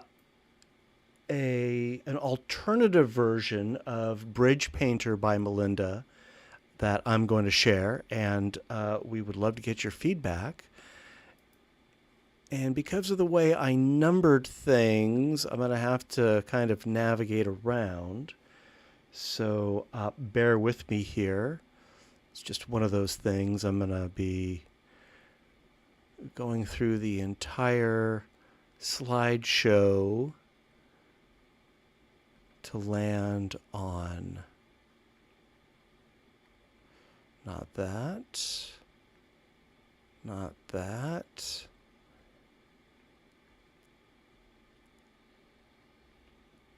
Yes, this is the one that I want. Okay.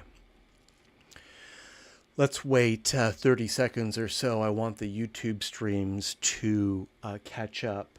For those who are following along on Zoom, and for those who will be seeing this in a few moments on YouTube, this is Bridge Painter. This is the photo that Melinda shared with us a few moments ago, and it was our favorite from the evening. She also submitted an alternate version, and we would love your feedback on it. And that will be popping up. Melinda, do you want to share with us what you've done here? No, it hopefully speaks for itself. I'm just curious what people think. I was considering submitting something like this instead, but I couldn't decide, and that's why I asked Matt. And then he had good feedback and the nice idea to ask you folks. Yeah, I like the original better. I think the brush is disturbing. I feel that way too. I think probably for me, because this is my favorite picture tonight, that you couldn't do anything to improve it. So yeah, I don't think the brush, it's like too clever. Yeah. Trying too hard. Yeah, I think that was kind of the consensus that Matt and I came to. Yeah, it's such an excellent photo, and it's also your style. You know, this kind of portrait style, this close-up style. It's my camera. I mean, with a different camera, I would be doing different styles. Yeah, but you've really embraced that hydrogen one. I don't. You're probably the world's premier hydrogen one I doubt stereo that, but photographer. I mean, it's what I have with me, so that's what I use. In many ways, I like the hydrogen one better than the W3. I mean, there's some things that the W3 is better for, but I've been taking more close-ups, and I really like the way the hydrogen one does on close-ups. Yeah, I haven't used the W2, but it's I think the hydrogen one has better image quality. Definitely it does, yeah.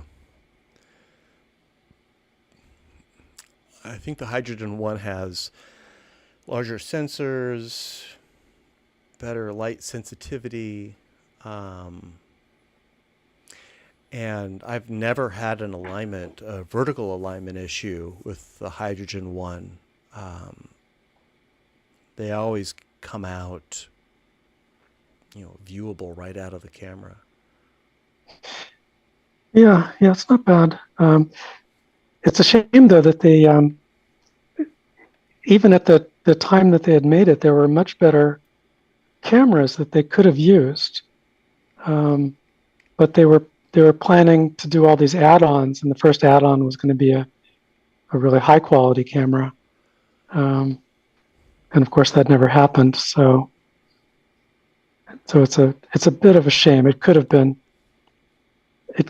quite a bit better with no extra trouble or cost or anything. Does anyone know anything about this Acer stereo camera? The Spatial Labs. They call it the Spatial Labs Eyes. I just referred to that. I have a question about that one because you said somebody said that it doesn't show you a stereo display. Um, can you show it side by side? Is it capable of showing the display that you could then free view? I don't know the answer to that. I was the one who made the comment, and that was simply from something on Photo 3D that it does not have an auto stereoscopic display. And that's the extent of my knowledge on it. Okay, thanks. So I'm sharing on Zoom the website, and it does have a display on it, but yeah, it looks like it's not an auto stereo display.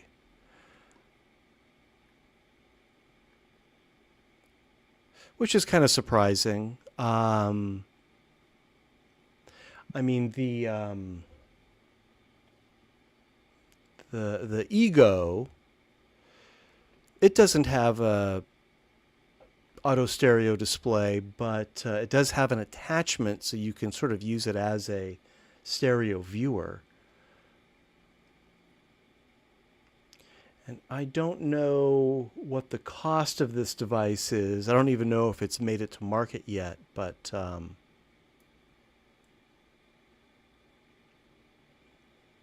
hopefully it has some promise. I think for us, it could be useful without the auto stereo display. For a general audience, it might be a problem though. It looks nice and compact. That's something I definitely miss about my W3, being able to just slip it in a pocket.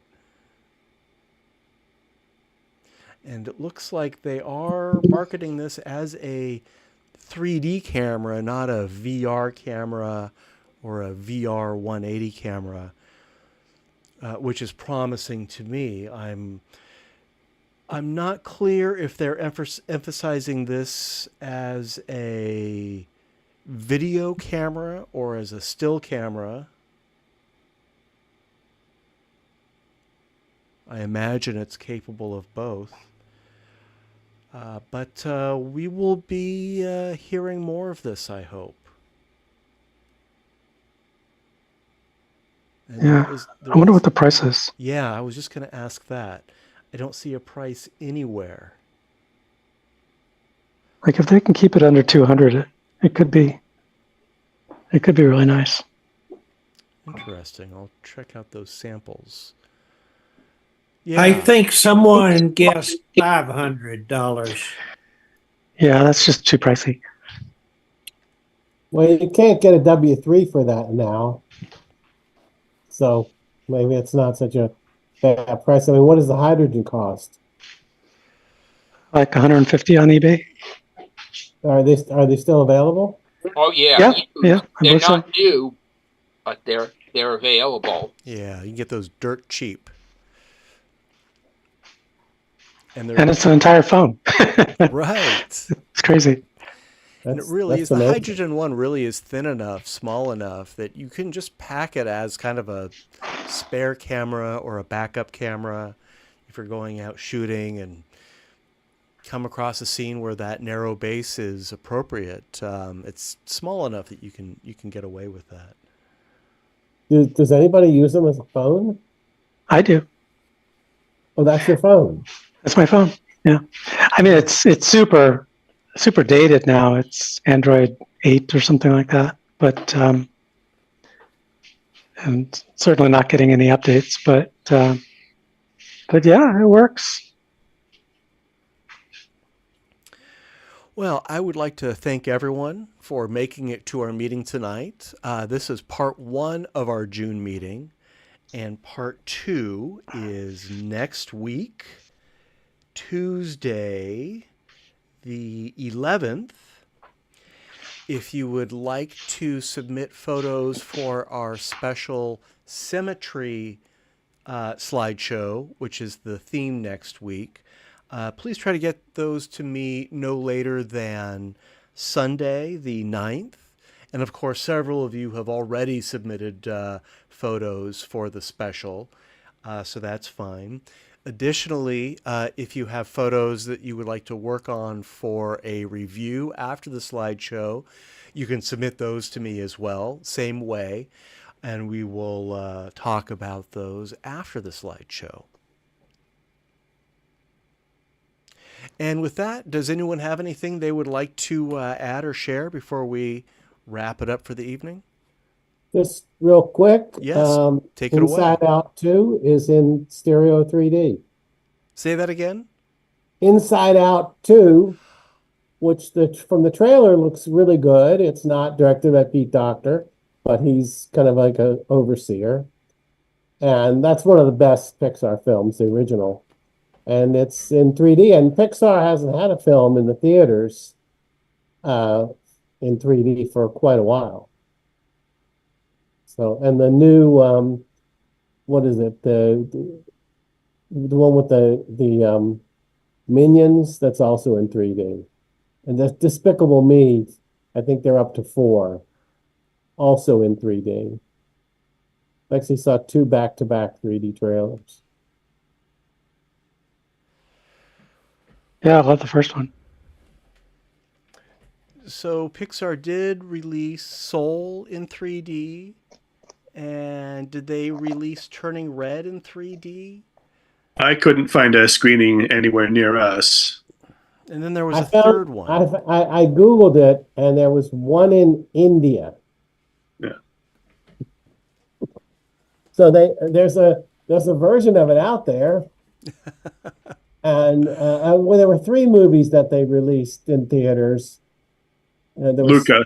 Soul, and Luca, which also didn't play around here. I also don't think it played in the Los Angeles area. Wonder what happened. You know, it sounds to me like someone really wanted it to happen, but... Well, one thing that sounds kind of promising is that Disney's partnered with Apple on their new headset, and that streaming service will offer 3D films. I don't know if it'll offer everything it can. Does anybody know how the sales are for that? Because everybody I've talked to says it's way too expensive. Yeah, I haven't seen anything in the wild.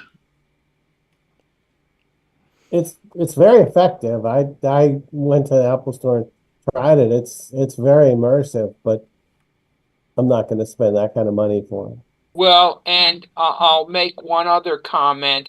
I often enjoy watching 3D movies with my wife, and we're certainly not going to buy 2 of those so that we can sit next to each other and each be watching it on our own headsets.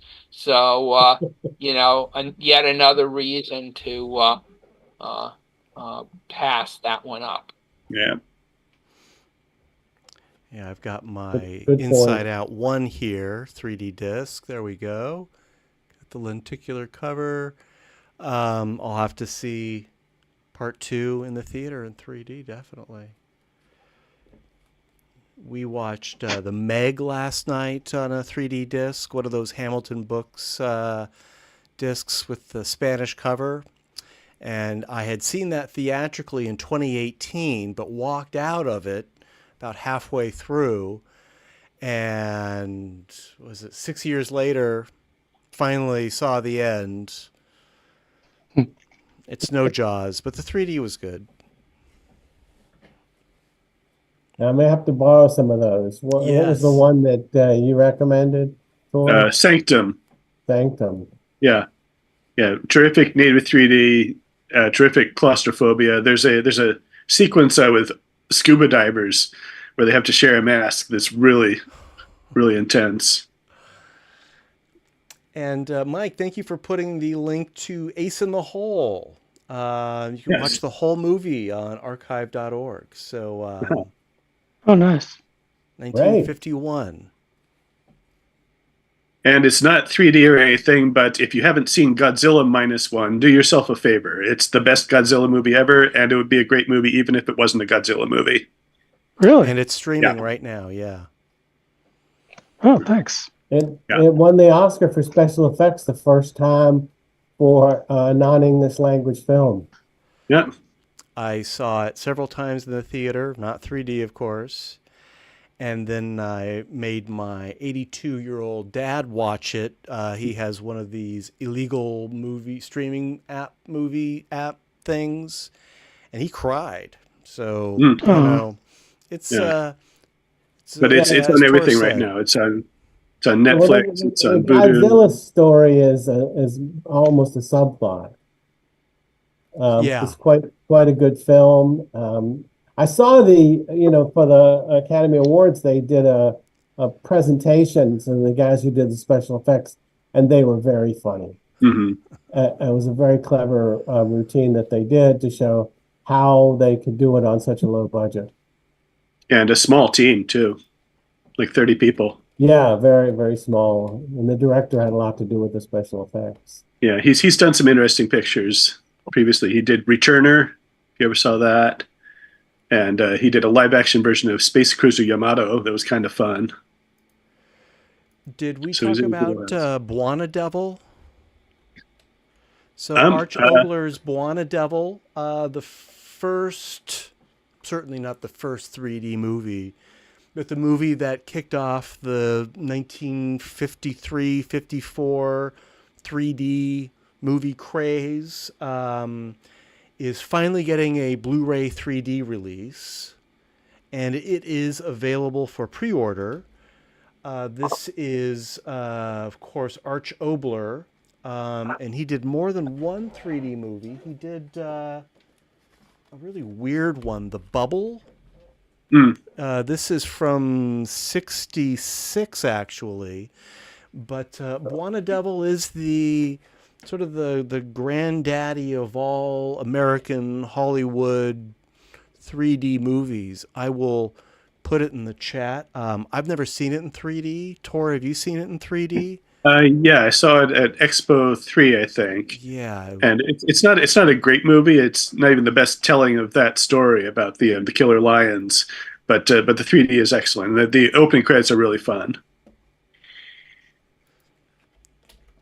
That is being restored by the 3D Film Archive and distributed by Kino Lorber, and they've done a few 3D discs. I've got a collection right here. Actually, more than a few. 5, 6, 7, 8, 9. I've got 10 titles of theirs, actually, 3D. Oh, 11, including The Bubble. I hear that there's a restoration coming on the Bubble. They'll make it even longer for some reason. But who knows? Yeah. It's, the Space Vision is the branding that they use for the photographic technique. It really puts things in front of the screen. It really wants everything to happen, right in your lap. So it can be a little fatiguing too. The bubble had another name, Fantastic Invasion from Planet Earth, I think it was. That sounds, yeah, I think I've heard that. Let's see.